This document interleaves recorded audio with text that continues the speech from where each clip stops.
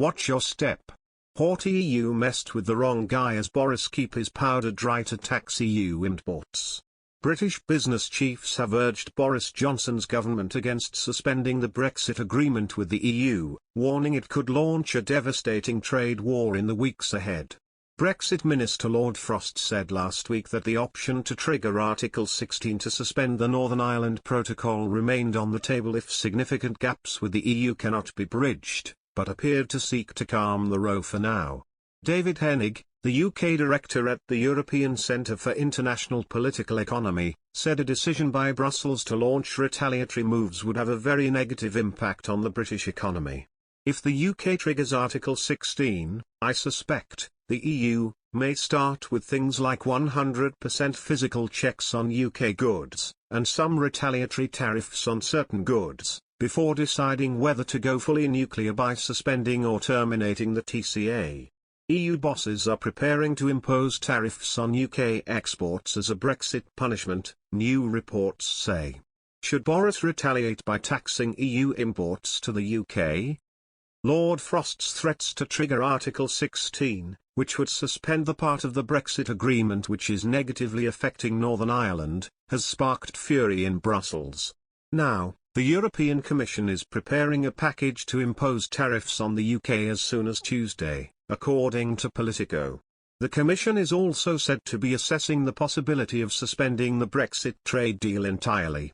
Ireland's Foreign Affairs Minister Simon Coveney told RTE Radio 1, the trade and cooperation agreement that was agreed between the British government and the EU was contingent on the implementation of the withdrawal agreement, which includes the protocol. One is contingent on the other. So if one is being set aside, there is a danger that the other will also be set aside by the EU. If tariffs on trade were enforced by the EU, the implications would be costly to UK consumers and businesses. Do you think Boris Johnson should look to de-escalate tensions, or impose tariffs on EU imports in retaliation? Last week's Brexit negotiations in London ended in a stalemate with neither Maroš Šefčovič, the European Commission's Vice President, or Lord Frost willing to compromise on their demands. Maroš Šefčovič agreed to reduce trade checks in Northern Ireland by 80%, but could not agree to remove the powers of the European Court of Justice out of Northern Ireland, because the court governs the EU's single market, which Northern Ireland is still a part of. He said, "You cannot have access to the single market without the jurisdiction of the ECJ." Lord Frost, unhappy with the offer, looks set to invoke Article 16 before the end of this month. Last week, Lord Frost said that triggering Article the 16th of may be the only option for Britain, but speaking today, Mr. Šefčovič appeared more hopeful of resolution.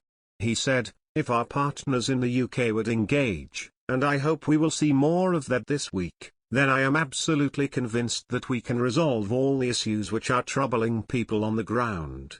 Both negotiators will carry on talks in Brussels this week, and after months of back and forth, Britons have called on Lord Frost to make a decisive plan over the Northern Ireland Protocol. Mutabor Rahman, a former EU official now at consultancy Eurasia Group, warned, "The relationship is totally broken, and it's not going to move into a better equilibrium until this question of the protocol is fixed." Lord Frost has refused to back down over the European Court of Justice because Brexit was meant to ensure that the EU no longer had any kind of control over any part of the UK. But Irish Taoiseach, Prime Minister, Michael Martin and Northern Irish Deputy First Minister Michelle O'Neill are happy with the deal proposed by Mr. Šefčovič.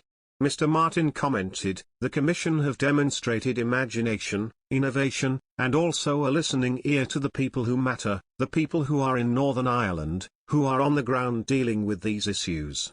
Ms. O'Neill smiled as she said, "I think this represents progress and I think very much fulfills the commitments that have been made in the protocol to protect the all-island economy, to ensure no hard border on this island, and to make sure we protect the Good Friday Agreement."